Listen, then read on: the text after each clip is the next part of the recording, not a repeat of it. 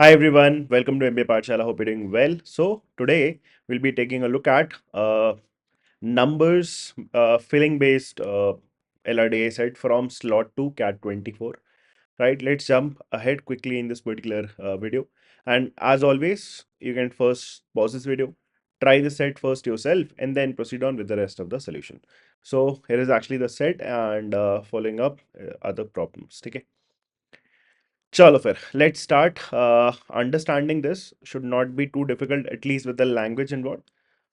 Let's read this. So the numbers 1, 2, 3, 4, 5, 6, 7, 8, 9, and 10. So basically, there are all the 10 numbers involved, and they have to be placed in 10 slots of the following grid based on the conditions below. So हमारे पास क्या है? We have these following 10 slots: 1, 2, 3, 4, 1, 2, 3, 1, 2, and 1. So 4, 3, 2, and 1. Addition is 10. Then we have 4 rows: row 1, row 2, row 3, and row 4. And then we have these corresponding 4 columns: column 1, column 2, column 3, and column 4. ठीक है, तो number basically अपने को इस particular grid में arrange करना है. So definitely we need certain rules कि किस नंबर को कहाँ रख सकते हैं. So let's start reading all the conditions one by one. जैसे फर्स्ट कंडीशन क्या दिया था इसमें? Numbers in any row appear in an increasing order from left to right. Now let's understand this. Let's try to decode this particular point because ये plug-in condition नहीं है. Plug-in condition का मतलब क्या हुआ? डायरेक्टली देता कि इस पर्टिकुलर रो और इस पर्टिकुलर कॉलम में ये नंबर उठा के रख दो तो तुम रख देते. ऐसा नहीं दिया हुआ है. This is a deductive condition. इससे मीनिंग अपने को ड्रॉ करनी पड़ेगी. तो क्या मतलब था इसका? Numbers in any row appear in an increasing order from left to right. So when we are actually talking about any row, चाहे वो रो 1 हो, चाहे वो रो 2 हो, रो 3 हो, रो 4 हो, किसी भी पर्टिकुलर रो में जो नंबर्स प्लेस होंगे they have to be in an increasing order from left to right. मतलब for example if I take a look at let's say row 1, तो रो 1 में कॉलम 1 में यहाँ जो स्लॉट में नंबर आएगा इससे बड़ा रो 1 कॉलम 2 में नंबर आना चाहिए. Something like this. नंबर हमारा इंक्रीज होना चाहिए. यहाँ वाले नंबर से ये वाला नंबर बड़ा होना चाहिए. ठीक है. So this should be less than this number and definitely ये वाला नंबर इस वाले नंबर से भी छोटा होना चाहिए. So the order should be something like this. इधर से इधर जब हम जाएंगे तो it has to be what? Increasing. ठीक है. सो फर्स्ट पॉइंट हमारा ये बोलता है and this condition will be true for each of the 4 rows. Row 1 में भी इंक्रीजिंग ऑर्डर, रो 2 में भी इंक्रीजिंग ऑर्डर, रो 3 में भी इंक्रीजिंग ऑर्डर ऑर्डर एंड रो 4 में चलो बोलने का पॉइंट नहीं बनेगा बिकॉज रो 4 एंड कॉलम 4 में अल्टीमेटली हमारा सिर्फ एक ही स्लॉट अवेलेबल है. ठीक है. So that is the first condition we can actually understand from here. ये हो गया हमारा. नाउ सेकंड पॉइंट पे आओ. सेकंड पॉइंट इसमें क्या था? The numbers in any column. Now we're talking about columns. Numbers in any column appear in a decreasing order from top to bottom. So जब भी हम किसी भी पर्टिकुलर कॉलम में टॉप से बॉटम आएंगे, टॉप से bottom, the numbers have to be in the decreasing order. मतलब for example if you let's say take an example of column 2 for से. और कॉलम 2 में 2 नंबर आएंगे और ये कह रहा है कि ऊपर से नीचे हमारा डिक्रीजिंग ऑर्डर होना चाहिए. सो ऊपर वाला नंबर नीचे वाले नंबर से डेफिनेटली क्या होगा? ग्रेटर होगा. ऐसा कुछ ऑर्डर आएगा. कॉलम 3 में भी ये वाला नंबर इससे बड़ा, ये वाला नंबर इससे बड़ा. ऐसा कुछ हमारा यहाँ पे ऑर्डर आने वाला है. The same will be true for column 4 as well. ठीक है. ये दोनों हमारी कंडीशन हुई to begin with. Now the like सबसे इंपॉर्टेंट पॉइंट जो हमें यहाँ से इन्फर करना है, बिकॉज ये पॉइंट तो क्या है, दोनों एक्चुअली में डायरेक्ट है. इन दोनों से हम एक इंफॉर्मेशन डेफिनेटली और क्या कर सकते हैं? विड्रॉ कर सकते हैं. लॉजिकली इन्फर कर सकते हैं. क्या?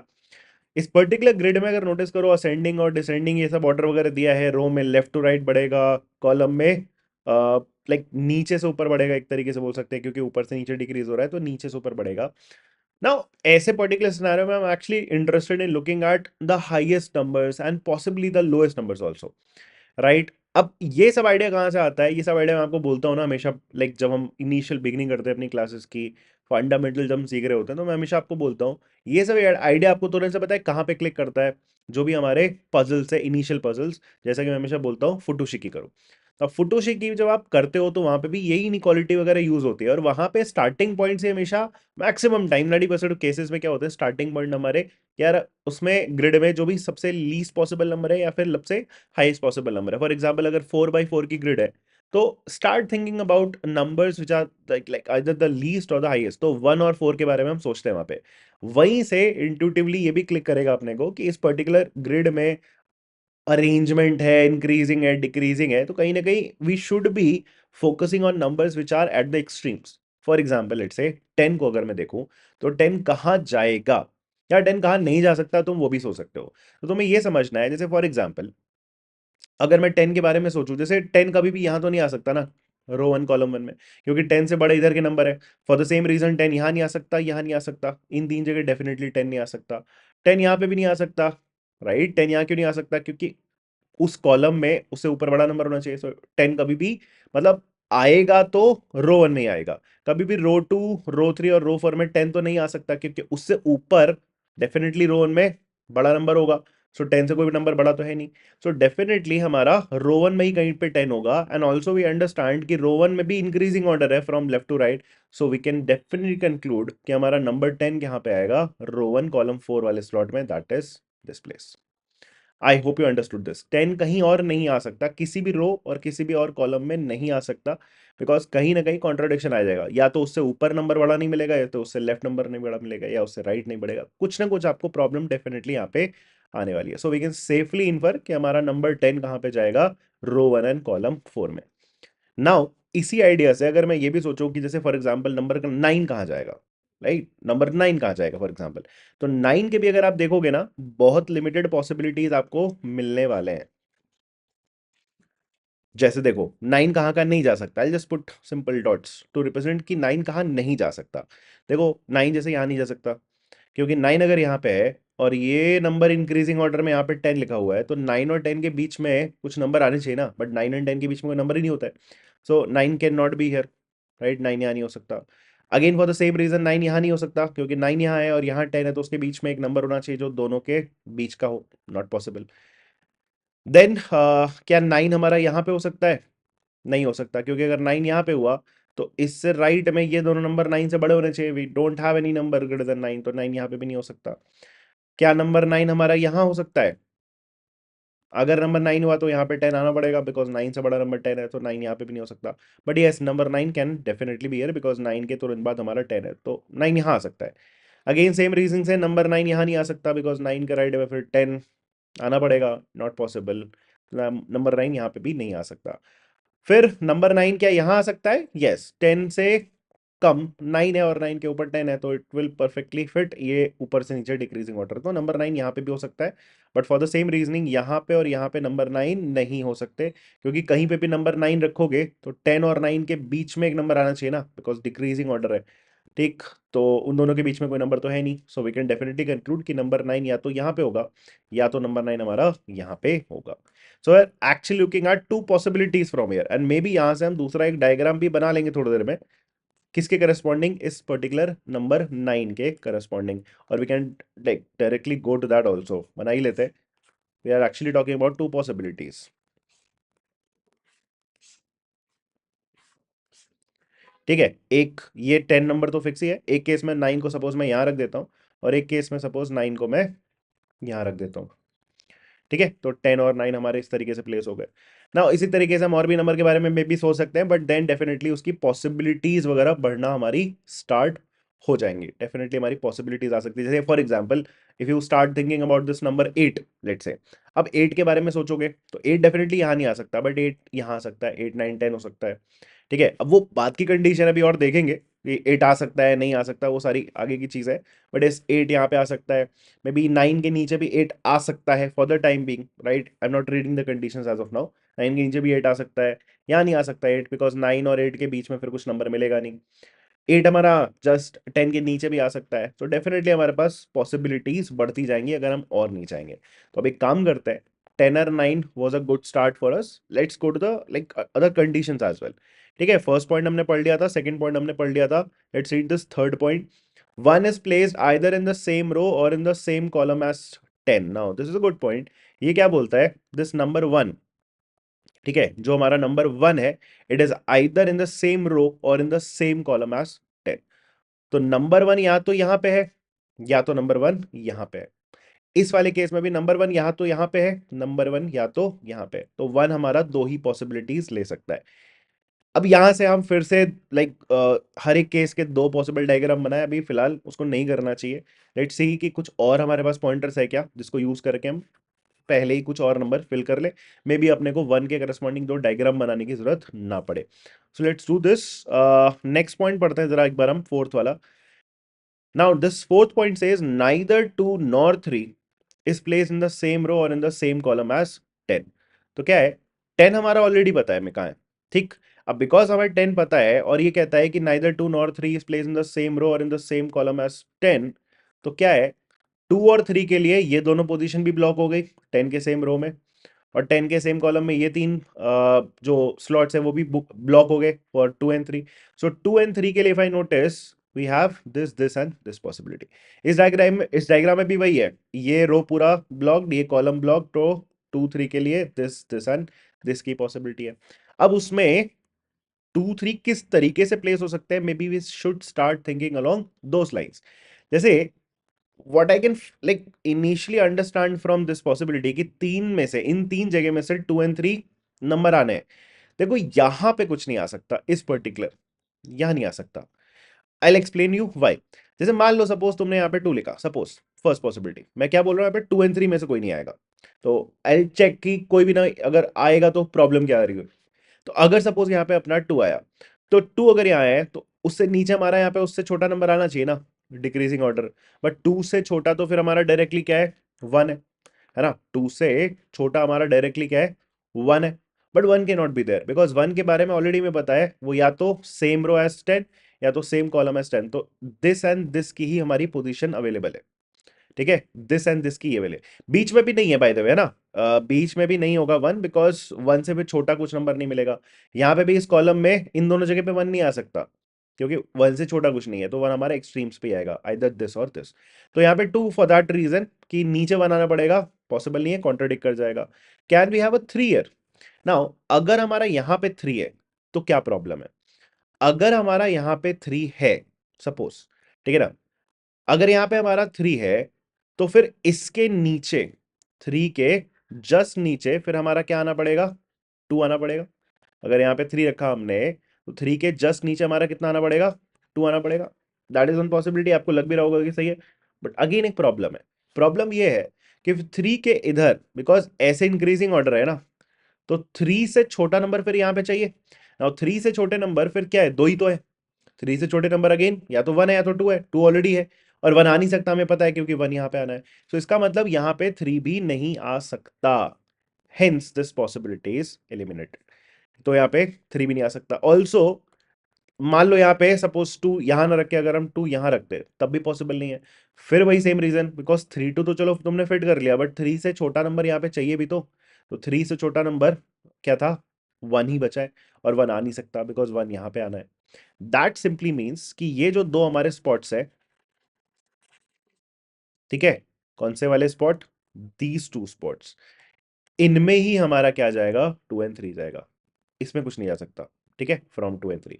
सो हम यहाँ पे स्लैश लगा के लिख सकते हैं because I don't know the order, वो कुछ भी हो सकता है, यहाँ पे 2 यहाँ पे 3 भी हो सकता है, यहाँ पे 2 और यहाँ पे भी 3 हो सकता है, बोथ विल डेफिनेटली वर्क। इस वाले डायग्राम में भी वही सेम सिनारियो बनेगा कि यहाँ पे 2 3 और यहाँ पे 3 2 इन दैट ऑर्डर, राइट। सो ये हो गई हमारी नेक्स्ट अरेंजमेंट। अब चलते हैं जरा हम अगले पॉइंट पे, that is the fifth point. Neither 7 nor 8 is placed in the same row in the same column as 9। Now again काफी सारी पॉसिबिलिटीज एलिमिनेट हो जाएंगी, किसके रिस्पेक्ट में, ये 7 नॉर 8 के लिए। तो neither 7 nor 8 is placed in the same row और इन द सेम कॉलम, तो सेम कॉलम एज 9। तो 9 हमारा यहाँ पे है। अब इस डायग्राम में अगर मैं नोटिस करूं तो इस सेम रो में 7 और 8 नहीं आ सकता, यहाँ पे 7 और 8 नहीं जा सकता। तो अगर 7 और 8 को आना है, यहाँ नहीं आ सकता, यहाँ भी नहीं आ सकता, तो 10 वाले कॉलम में ही आएगा। अच्छा 10 वाले कॉलम में भी आएगा तो कहाँ आएगा वो भी हम डिटरमाइन कर सकते हैं, क्योंकि नोटिस करो 10 के बाद नेक्स्ट हाईएस्ट नंबर क्या था, 9 था, और 9 के बाद वही 8 एंड 7 ही है। तो एक्चुअली में 8 और 7 को यहीं पे आना पड़ेगा, this spot and this spot. और कहीं पे क्यों नहीं आ सकता, और नीचे क्यों नहीं आ सकता, why can't we have 8 and 7, because फिर 8 और 10 के बीच में भी तो नंबर चाहिए होगा, बट 8 और 10 के बीच में सिर्फ 9 ही होता है, तो 9 तो ऑलरेडी लिखा हुआ है, इसलिए यहाँ पे 8 और 7 नहीं आ सकता। सो इस पर्टिकुलर केस में we can also fix 8 and 7। यहाँ पे 8 आ गया, यहाँ पे हमारा 7 आ गया। इस पर्टिकुलर डायग्राम में अगर मैं देखूं 9 के सेम रो में, 9 के सेम कॉलम में 8 एंड 7 नहीं आना है, तो 8 एंड 7 डेफिनेटली फिर यहाँ पे आएगा। ठीक है, 8 एंड 7 डेफिनेटली फिर हमारा यहाँ पे आएगा। और अरेंजमेंट भी कैसा होगा, वही same logic, because increasing order है। सो 7 एंड 8 का ऑर्डर कहाँ पे जाएगा, बिकॉज पहले लेफ्ट में 7 आएगा फिर राइट में 8 आएगा, तो it has to be 7 and 8, और कहीं नहीं हो सकता। It can not be a 7 and 8, because फिर 8 एंड 10 के बीच में नंबर चाहिए होगा, बट 9 तो अवेलेबल ही नहीं है हमारे पास, तो इसमें 7 और 8 ऐसे ही आएगा। Now let's go to the final condition in this, जो कि फाइनली पूरा सेट आपका ब्रेक करेगा, the sixth condition, and it says 4 and 6 are placed in the same row. Now as soon as we read this, हमारा काम बन जाना चाहिए, बिकॉज ये सीधे सीधे क्या बोलता है कि 4 and 6 सेम रो में प्लेस होने चाहिए। दो नंबर सेम रो में कहाँ आ सकते हैं? अब जैसे इस पर्टिकुलर डायग्राम में देखो, तो 4 and 6 कहाँ आ सकते हैं? यस, डेफिनेटली यहाँ पे आ सकते हैं 4 and 6। इस रो में तो आ ही नहीं सकते, जगह ही नहीं है। इस रो में तो जगह ही नहीं है, इस रो में एक ही नंबर है। सो इस वाले डायग्राम में 4 and 6 का बिल्कुल क्लियर कट है कि वो रो 1 में आने। ऑर्डर भी मुझे पता है, क्योंकि इंक्रीजिंग बनना है, तो यहाँ 4 आएगा और यहाँ पे क्या आएगा, 6 आएगा, राइट। इस वाले डायग्राम में प्रॉब्लम यह है कि इसमें 4 and 6 के लिए जगह मिलेगी नहीं, बिकॉज 4 and 6 यहाँ नहीं आ सकते। यहाँ भी एक ही स्पॉट बचा है, यहाँ भी एक ही स्पॉट है और यहाँ पे भी एक ही स्पॉट है, तो इस वाले डायग्राम में 4 6 can not B place, and hence this entire case is eliminated. तो बचा हमारा पूरा का पूरा ये वाला case, and now should be simple. Conditions खत्म हो चुके हैं, कोई प्रॉब्लम नहीं है, बट हमें पता है हमारे पास क्या क्या नंबर बचा हुआ है। एक तो नंबर 1 की पॉसिबिलिटी या तो ये थी, लेकिन अब यहाँ तो 4 है, या फिर यहाँ पे थी, तो यहाँ पे हम क्या लिख सकते हैं, नंबर 1, डन। और ओवरऑल हमारा पूरे इस ग्रिड में नंबर क्या बचा हुआ है, 1 2 3 in some possible order, 4 5 is actually left, तो 5 हमारा कहाँ पे आ जाएगा, यहाँ पे आ जाएगा। एंड फाइनली अगर नोटिस करें तो 2 and 3 का फिर से हम प्लेसमेंट वगैरह बता नहीं सकते किसी भी ऑर्डर में। इट कुड बी 2 3 और it could be 3 and 2, both are definitely fine, right? So this is actually the entire set, and now using all of this information we can actually go ahead and answer the problems. First question, what is the row number which has the least sum of numbers placed in that row? ये तो सबसे last वाला ही होगा, because किस रो में numbers का सम सबसे छोटा है। इवन दो यहाँ पे हमने को नहीं पता है, बट स्टिल ये सब सम बड़े हैं ना, apart from this one, right. तो हमारा लीस्ट सम ऑफ नंबर्स किस रो में प्रेजेंट है, फोर्थ रो में, दैट इज 1। आंसर क्या हो जाएगा हमारा, रो नंबर पूछा है 4। Second question, for how many slots in the grid the placement of numbers can not be determined with certainty. So दो स्लॉट के लिए हम बिल्कुल यूनिकली नहीं बता सकते, hence the answer is 2। Third, what is the sum of the numbers place in column 4। Column 4 में सम of numbers बता सकते हैं। कॉलम 4 में सम ऑफ नंबर्स क्या है, 10 + 1 11, 11 + 15, 11 + 15 would be 26, done. Fourth, which of the following must be true, check करना पड़ेगा। 10 is place in slot,